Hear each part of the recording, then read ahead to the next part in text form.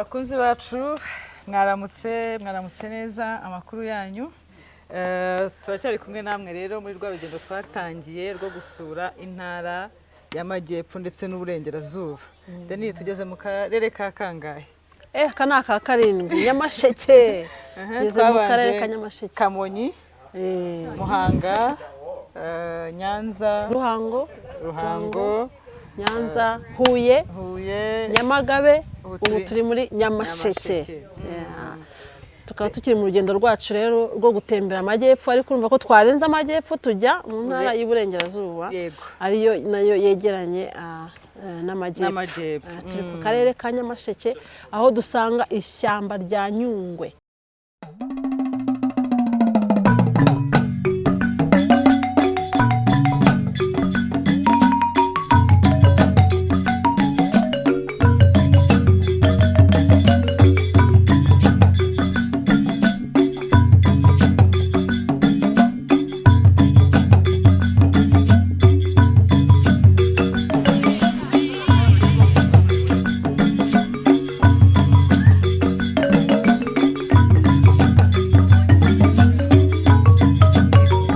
tugiye kugenda kuri Canopy Walk turi kumwe n'itsinda turi kumwe tukaba rero dukomeje kubashishikariza rwose gukomeza kumudukurikira mwirebera ibyiza nyaburanga wiyicariye iwawe mu rugo ariko urimo urakurikira ibyo turimo ariko tugira ngo tubibutse ko gahunda ari ukugira ngo namwe mwitabire izi ngendo zo kureba ubwiza bw'igihugu abantu bataragera muri Nyungwe tugiye kubatembereza Nyungwe murebe Canopy Walk ndumva rero rwose ubutaha abantu batekereza ko bino gutembera ari iby'abanyamahanga abantu benshi bazi ko ngo visit Rwanda ari abanyamahanga kandi abantu benshi bataragera mu nce nyinshi z'igihugu rero nibaza ko gutembera bituma hari byinshi wiga bituma nawe uruhuka mu mutwe usibye wenda ko ibyo ugenda wiyungura ariko no kuruhuka mu mutwe kwishima ugatembera ukava muri shughuli za buri munsi wirwamo muri business cyangwa mu kazi cyangwa se n'ibindi ukaza muri Nyungwe nk'aha ngaha nubwo bwose utabikora kenshi ariko rimwe mu mwaka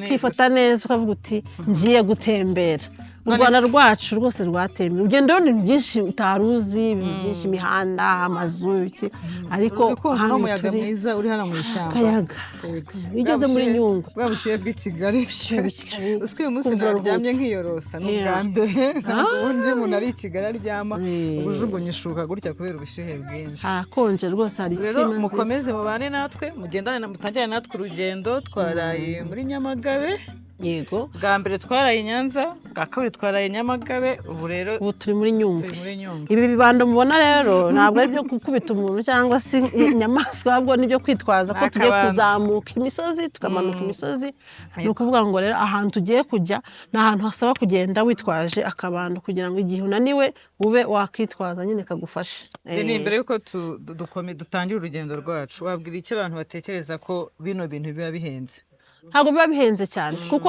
mwishyira hamwe nk'itsinda mugafata imodoka muri benshi iyo muri benshi birahenduka rero dufite uburyo bwa kugenda muri private umuntu akagenda ari imodoka ye cyangwa se ari kumwe n'abantu bake tukaba dufite n'ubundi buryo kugenda muri benshi iyo mwishyize hamwe muri benshi rero birahenduka rwose ingendo uko abantu bitekereza wowe icyo ushaka icyo usabwa ni ugutangira nutangira uzabikunda cyane visit Rwanda muri aho Rwanda rero mukomeze mubane natwe ntimuve ku murongo murakoze cyane twagiye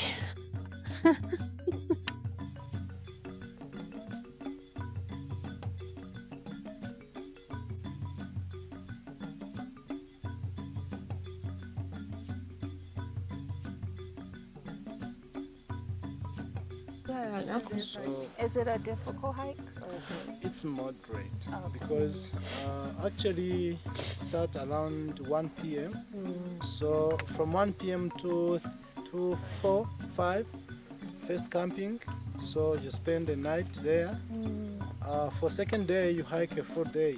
I mean, it's only you take your water and rain jacket. Okay. Next time. Next time we do Kinzobe for sure. Yeah. Oh. You want to go first?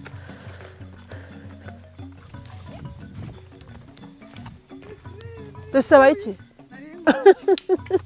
Nyabuneka.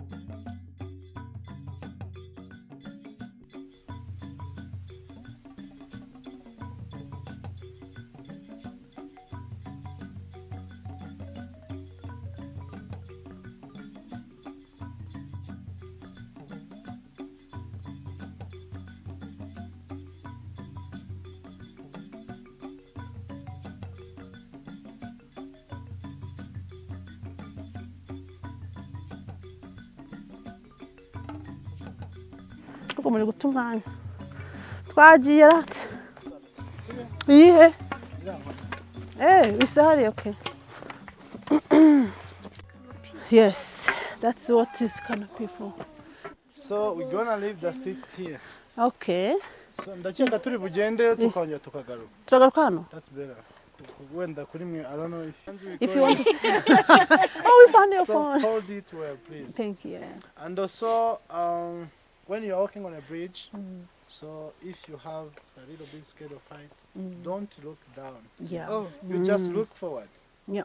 Right? I look forward. And Me too. also, happen when you look when you're walking on You're it, scared. you just hold 2 green cables. So it won't shake And too also, much. walking in the middle, it's shaking, but not much. Even if it's shaking, it's very strong. It has a capacity of carrying 4 tons at the same time. 4 Out. tons. 4 tons. We are like 3. And you are Don't 1 worry. ton. I'm 1 ton. We are So, another thing, jumping, shaking, It's not allowed. it's forbidden. Yeah. Officially opened in 2010 by the Canadian company. Oh, Angel will love it. And also, it took 6 months for constructing the bridge. As I said before, the entrance is on the ground, also the exit is on the ground. And it's made up 3 parts. This one is 45 meters long. The middle one there, it's 90 meters long. 90? 90. 90? 90. Oh, So wow. the last one, 20. Kunzi bacu mwakomeje kubana natwe dutangirana kuri kino kiraro cyangwa se aho bita kuri kanopi hafite ibice bitatu. Ubu rero turangije igice cya mbere gifite metero 45.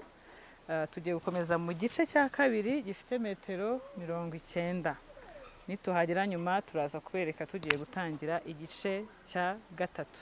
Reka mukomezanye natwe mu gice cya kabiri. Let's go. Oh, I'm gonna wait till Oh, we wait. get down there. 5 people. 5 people. There are 5. Okay. There are 4. Yeah, there are 4. You have to go. You have to go.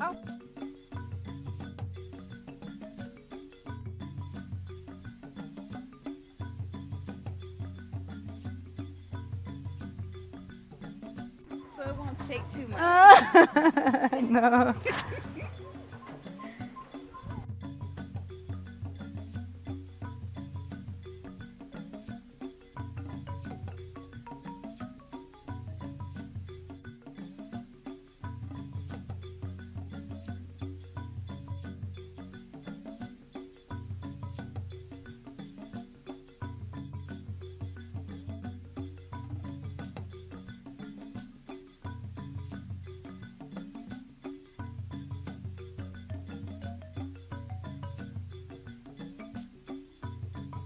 You're happy? Yeah. Bakunzi bacu mwatangiranye natwe turabashimiye ubu turangije urugendo rwo kujya kuri kanope. N'urugendo rwadufashe isaha imwe n'igice kugenda no kugaruka. Murumva ko ntago ari kure cyane. Ariko mu by'ukuri ni byiza cyane. Ni byiza cyane, hari ikirere cyiza, kureba ishyamba rya Nyungwe. Ureba impande zose ntago uri heza, hari umwuka mwiza, hari ni experience nziza. Tugashishikariza abantu bose rwose kuba mwaza namwe mugasura ishyamba rya Nyungwe, mugasura ibyiza bigize igihugu cyacu kugira ngo tubashe kumenya ubwiza ndetse n'ahantu hatandukanye nyaburanga, ubutunzi dufite butangaje ariko tutazi kuko tubifata nk'ibisanzwe kuko ari iwacu. Ariko n'ukuri mureke tugerageze, ntago bihenze, ntago ari kure cyane, n'ahantu ugenda ukarara ugarutse.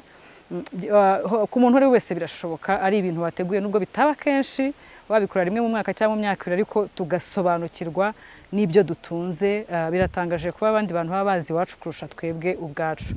Mukomeze rero mubane natwe nkuko twatangiranye ku munsi wa mbere n'umunsi wa gatatu muri aho Rwanda. Nyine twe turi muri ya gahunda yo kubereka, yo kubatembereza igihugu cyacu. Twabashije kunyura mu turere twose 7 twaratuberetse. Uyu munsi rero umunsi wa gatatu, tukaba uyu munsi tugiye gusoreza hano muri Nyungwe cyangwa se mu karere ka Nyamasheke.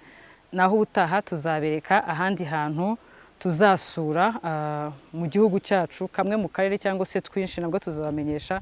Mukomeze mubane natwe kuri Muraho Rwanda, kandi mukomeze muduhe ibitekerezo by'ibyo mwifuza twabagezaho cyangwa se aho mwifuza twabagerera mutabashije kugera.